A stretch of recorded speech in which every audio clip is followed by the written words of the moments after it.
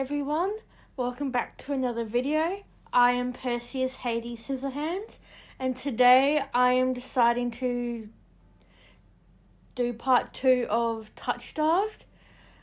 If you didn't see the last episode, this game is about you as the main character who has a curse in which anyone who touches your palm or your hand, they basically go mad, for a lack of better word.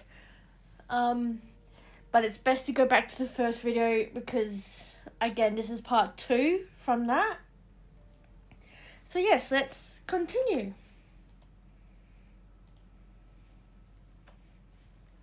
An involuntary snort of laughter escapes me. Where would I even begin? Would he believe me if I told him? No, best to keep my curse to myself for now, and learn more about him first. Who are you? You may call me Karash. And where exactly am I? Erida, which I assume was your caravan's destination. I can think of nowhere else for a group of travellers to go. Erida. So I made it to the City of Knowledge after all. I should feel relieved, but all I can manage is a vague sense of increasing unease. How did I end up here? I brought you to my clinic, of course. You were the only survivor from the caravan, barely clinging to life. You needed immediate treatment, which you provided? Yes. He says it so simply, as if I am a small child, and he's explaining basic addition to me. I frown and flex the fingers on my recently healed arm. Aside from being a bit stiff, it feels fine, thoroughly attached to me. You're saying that you stitched my arm back on? Pardon? A Solus attacked the caravan. It ripped everyone to shreds. It tore my arm clean off. But when I woke up here, I trailed off, bewildered. I've never heard of any magic that could heal a mortal wound like that. What kind of person could do such a thing? The doctor, Karash, pinches the bridge of his nose. He sits back down in his chair, quiet for a long time. I do not know where you come from, but Erida is the city of knowledge and deadly secret to like. Information is power, and it is most unwise to give or receive it freely. Since you have refused to divulge your secrets, I will not divulge mine. I do not even know your name. You are new to Erida, so I will overlook this specific breach of etiquette. However, you should not expect others to extend the same curiosity. Do you understand? He looks pointedly at my freshly bandaged hands. Loath though I am to admit it, he has a point. I am also a complete stranger to him, and if he's telling the truth, he saved my life. I take a deep, steadying breath. This time, when I speak, I sound a bit more like myself. Perseus. My name is Perseus. It is a pleasure to meet you, Perseus. There's a little bit more warmth in his smile, his polite demeanor back in an instant. Thank you for saving me. Why did you save me? He saved me, so I'm not gonna be rude about it. Thank you for saving my life. I chance a smile in return. Even if he won't explain how he did the impossible, there's no doubt in my mind that I would be dead if not for Karash. Think nothing of it. I'm not sure if he's just being excessively courteous, but his words only raise more urgent questions. But I have to ask, why did you save me? You don't know me. The question seems to startle Koresh. I could hardly leave you to die in the wastes. Assisting those in need is the very essence of a doctor's duty. I've never met a doctor who also handed out free clothes. My fingers find the edge of the cloak. There's a subtle but delicately embroidered pattern around the hem. I try not to think about what kind of price Koresh might ask for such well-made clothes. No, I suppose not. Forgive my presumption. I rarely come across so fascinating a patient. I blink. What did he just say? I simply meant that a few would cling to life so resolutely, or brave such a perilous journey to Irida. You sure about that? I could not help being curious about you, Perseus. Oh, thanks. I've been told that I'm fucking curious. I'm a fucking walking contradiction. His voice dips to a soft murmur, and he abruptly looks away from me. You're pretty curious yourself. I don't know what to say to that. You're pretty curious yourself, man. You're pretty curious yourself. Am I? Well, I haven't forgotten about my arm. I wiggle my intact fingers at him. Clearly not. But you haven't asked me for any payment either. I require none from you. Travelers do not have an abundance of coin, and it would be unethical to leave you destitute in a strange place. I fell silent, unsure what to say to that. Nobody would help a horror like me for free. There has to be some kind of catch or trick, right? A loud knock at the front door stops our conversation cold and spares me from having to say anything else. Duty calls, as always. Unfortunately, you are not my only patient today. The knocking grows more insistent, and Koresh lets out a tired sigh. Please wait your turn. Though he says it quietly, the clamour on the other side of the door abruptly stops. I certainly did not say that quietly. Oops. Do you need anything before you leave, Perseus? Oh. Between the soulless attack and my miraculous survival, I'd almost forgotten why I came to Irida in the first place. I need directions to the Senobium. The Senobium? The look on his face is downright chilling. He pauses, choosing his words with cold deliberation when he speaks again. Whatever you seek, it is very unlikely you will find it there. The Senobium's gates open for precious few visitors. Even if they did, you would not like what you found inside. My heart sinks. Is he saying that I came all this way for nothing?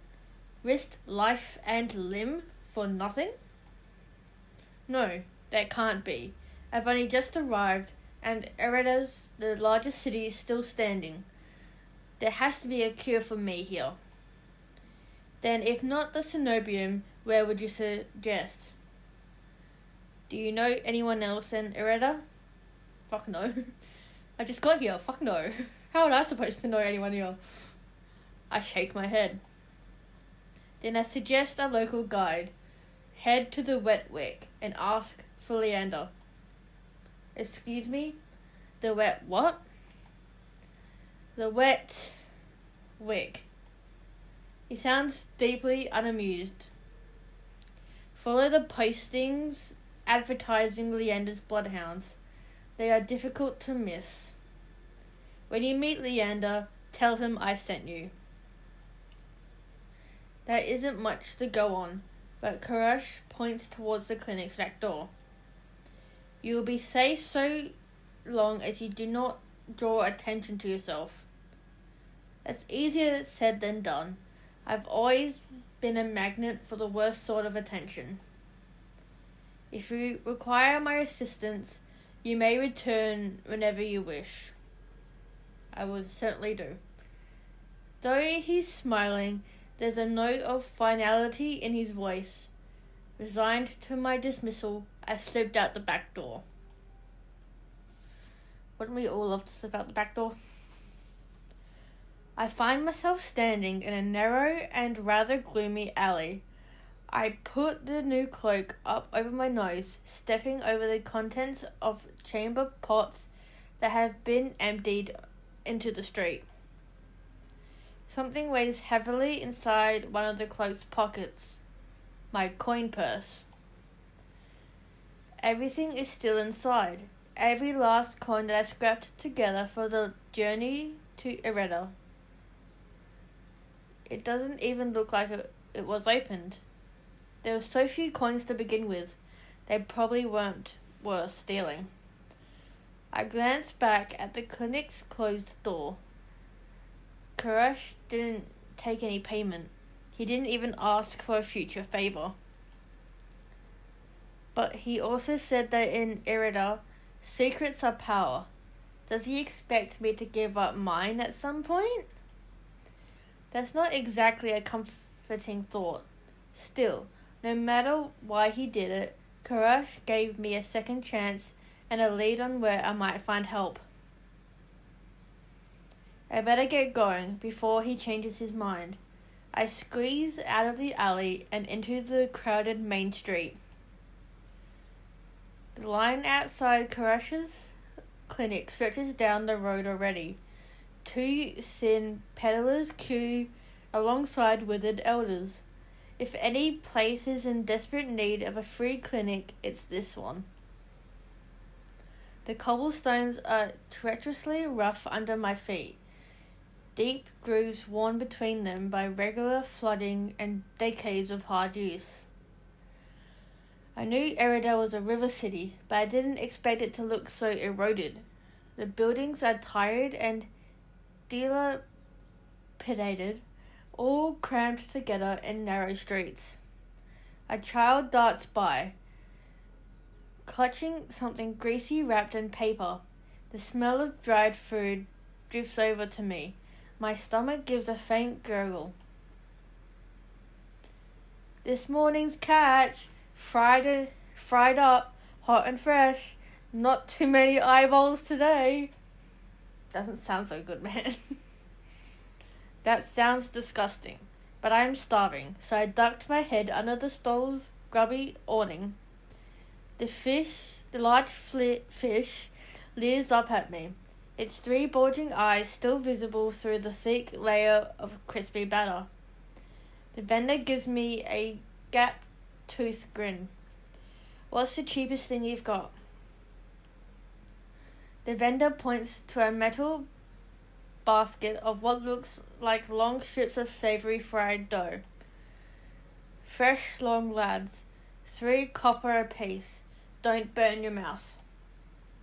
I take the coins out, counting them gingerly.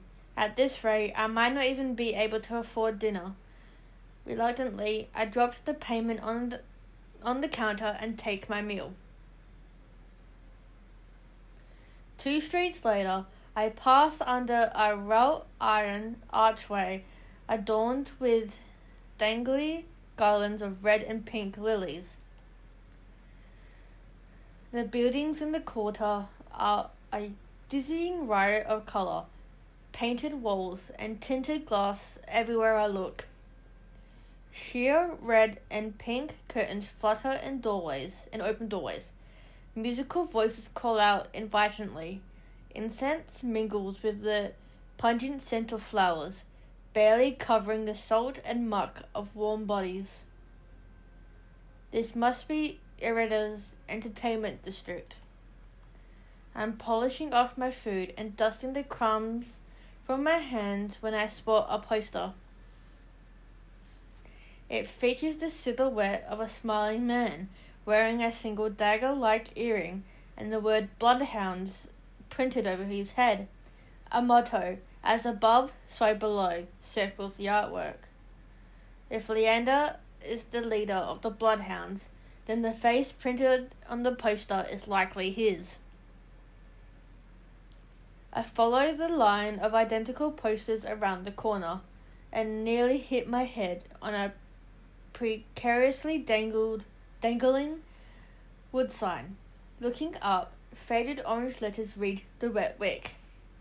The facade of the building looks like it's seen better days, but I hear faint music and laughter coming from inside.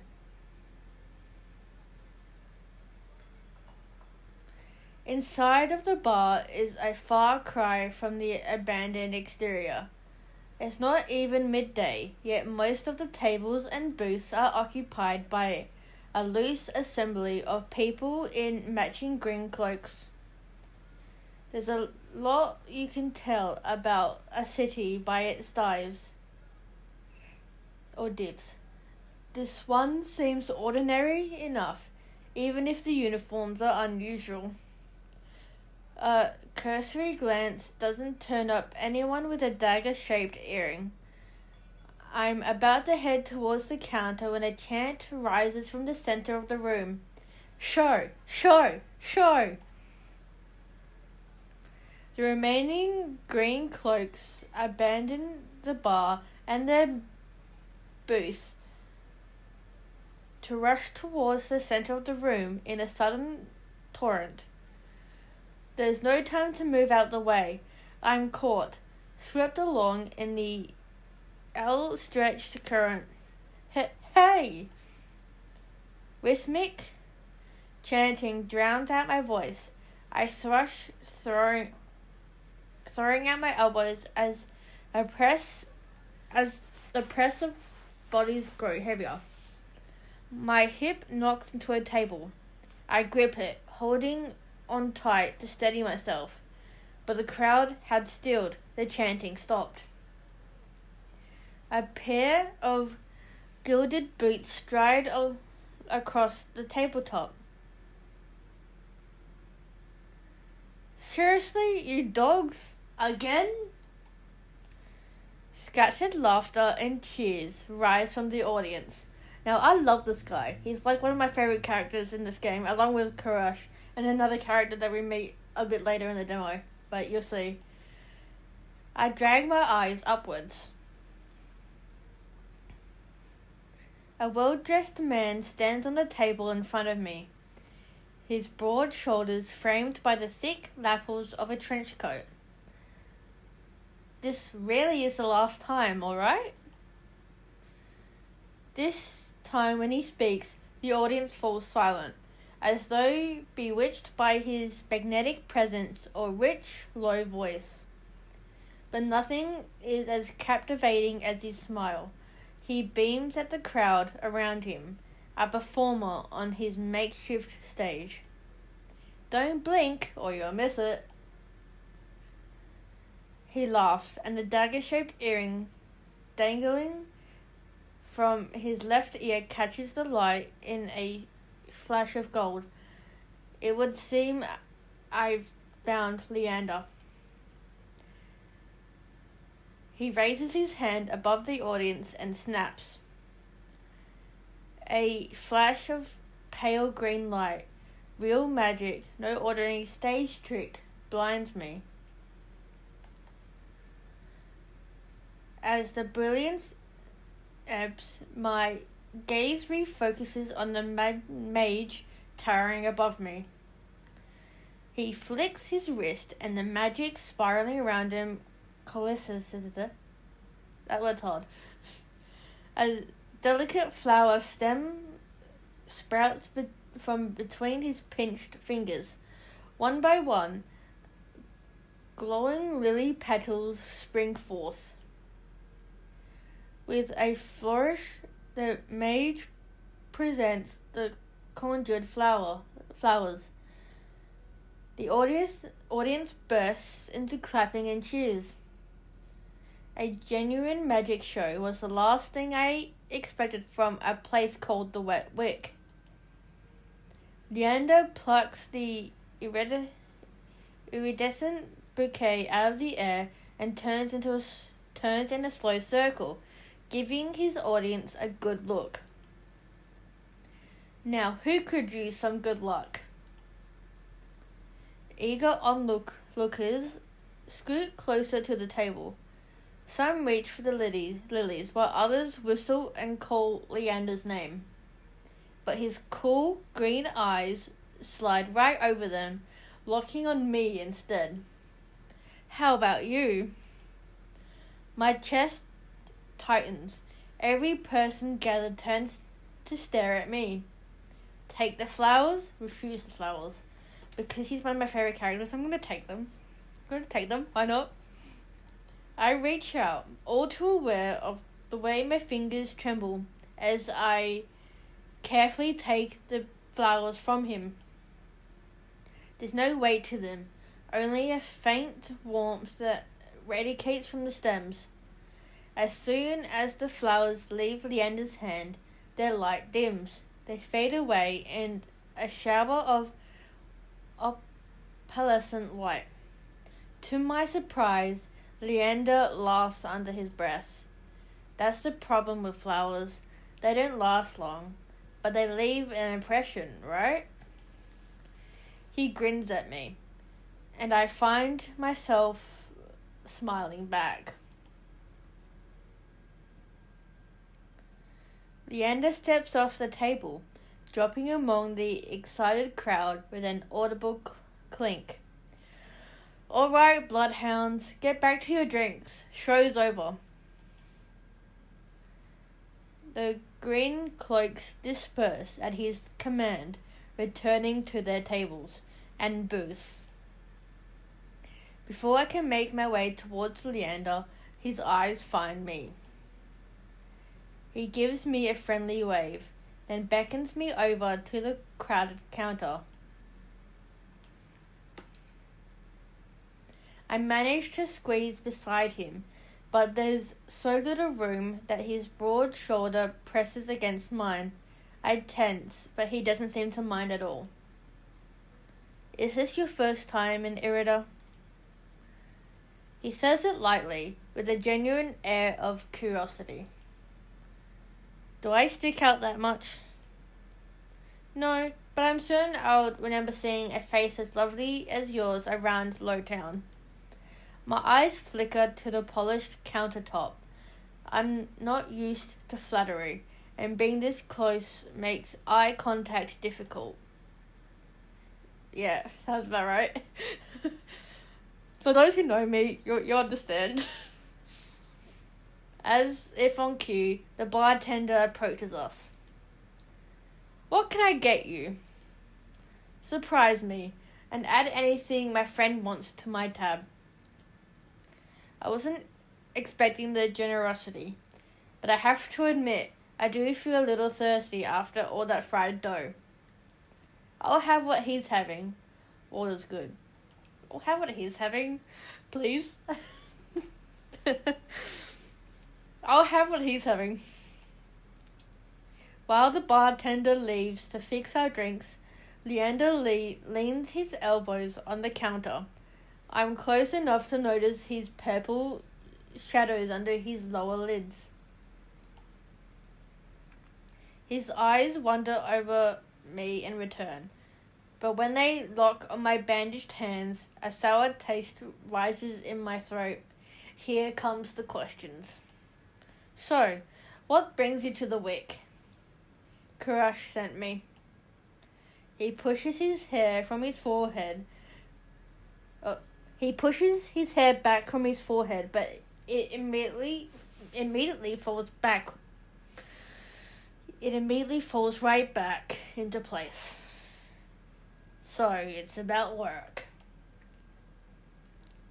The bartender returns with a pair of glasses filled with what I can only assume is beer. I raise my glass and it gives an experimental sniff. There we go. It smells faintly yeasty, but with an undercurrent I can't quite place. A quick sip confirms my worst suspicions. It's awful, somehow briny and sour in a way that reminds me of pickles. But any thought of complaining dies the moment I look up and see Leander taking a deep swig from his glass. He lets out a satisfied breath. How can I be of assistance? I need to get to the Senobium. As soon as the word Senobium leaves my mouth, the entire bar goes silent. Bloodhounds twist around in their seats, gawk openly. Finally, an especially drunk one speaks up. The hell are you bringing up the Senobium in here? Throw them out. This is Bloodhound territory. The vitriol catches me off guard. From the angry looks thrown my way, it's clearly I've broken some unspoken rule just by mentioning the Senobium. When I glance at Leander, he's drinking as though he hasn't noticed the uproar. Only when he catches me looking does he lower his glass. For the love of... He drags a hand over his face. Hey, keep it down, will you? This is business. I tense, expecting an argument, but the outspoken bloodhounds silently return to their drinks. Only a handful continue to watch me warily. Sorry about them. The Senobium's a bit of a touchy subject in these parts. Mix in enough drinks and, well, you saw. How about we continue this outside? When I give him a terse nod, he pushes away from the counter.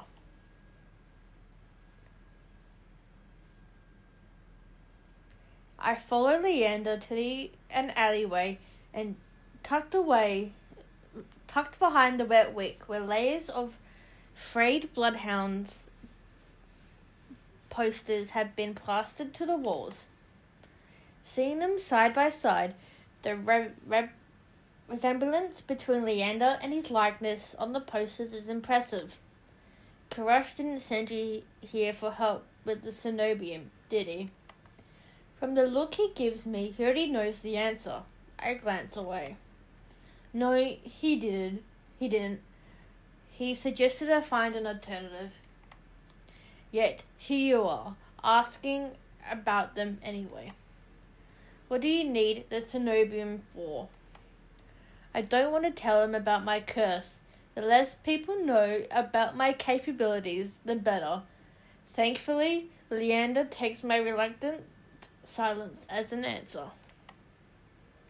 Well, I see you're already aware of the city's currency. Information's worth its weight in gold here. No. Karush told you the truth. The Senobium's dangerous. Get on their bad side, and they'll imprison you if you're lucky, or torture you if you're not. But the Senobium's supposed to be the place of learning, a sanctuary. The Senobium has always been heralded as the last bastion of human knowledge, a shining beacon of hope in a world steeped in nightmares. If any place held answers, it would be the Senobium. That's why I came here. That's what they want you to think. But things that seem too good to be true are often just that. Such a simple statement, and yet it leaves me reeling. If it's true, if I staked everything on a lie, then what now? Leander clears his throat. But, as I always say, there's solutions to every problem and alternatives to every solution.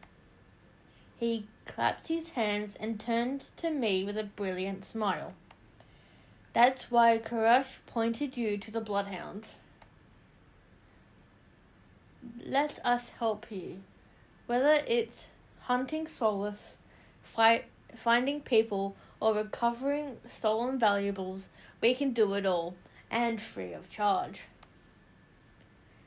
I'm shaking my head before he even finishes his practice speech. My patience is wearing dangerously thin. Listen, I appreciate the offer, but my problem can't be solved by a group of good Samaritans. To my chagrin, Leander nods slowly. Then your problem must be fairly serious. And if the Senobium's your first choice, you're searching for a magical solution, aren't you? When my eyes widen, he nods along, as though he suspected all along. I'll be happy to help you out. That is, if you tell me what ails you. Leander must not work for the Senobium, but he is a mage, and a powerful one at that. If his demonstration earlier is any indication.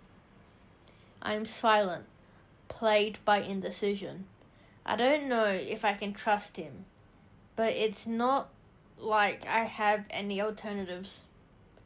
I hate to admit it, but this could be my only path forward. My confession comes out in a pained whisper. I'm cursed.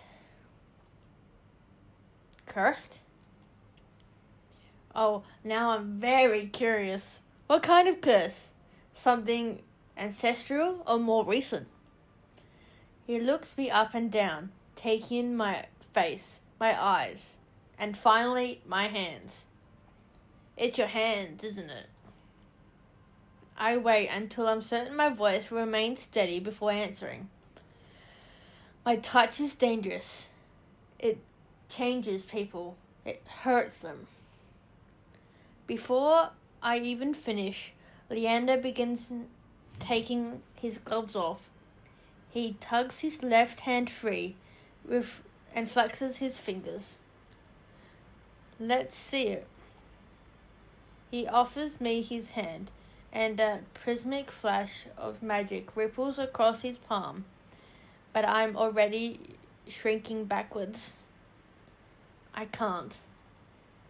I don't care how confident Leander is.